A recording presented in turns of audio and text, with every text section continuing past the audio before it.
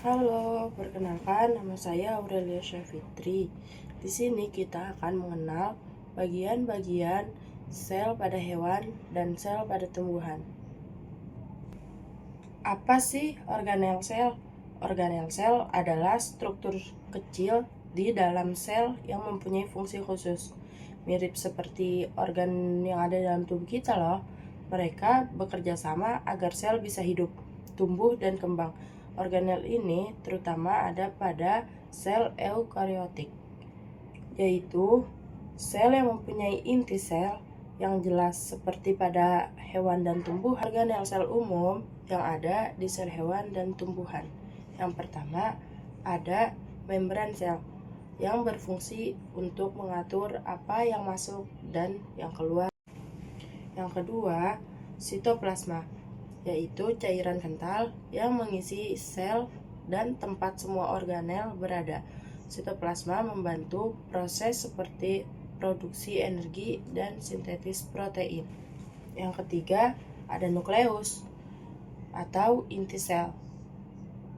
Ini adalah pusat kontrol sel, tempat tersimpannya DNA yang mengatur semua aktivitas sel, termasuk pertumbuhan dan pembelahan sel. Retikulum endoplasma atau bisa juga disebut RE. RE ini terbagi dari dua jenis, yaitu RE kasar dan RE halus. RE kasar ini yang membuat dan memproses protein. Kalau RE halus membantu membuat lemak serta menyimpan banyak energi yang membantu berbagai proses sintetis. Yang kelima, ada ribosom. Ribosom ini adalah titik kecil tempat terjadinya pembuatan protein yang penting untuk fungsi tubuh. Yang keenam, ada badan Golgi. Badan Golgi ini berfungsi untuk memproses, menyimpan, dan mengirim protein ke tempat yang tepat. 7.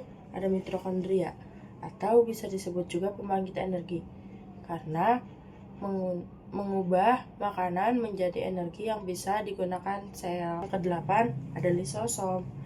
Lisosom lebih sering ada di sel hewan yang berfungsi untuk memecah limbah dan zat yang tidak dibutuhkan.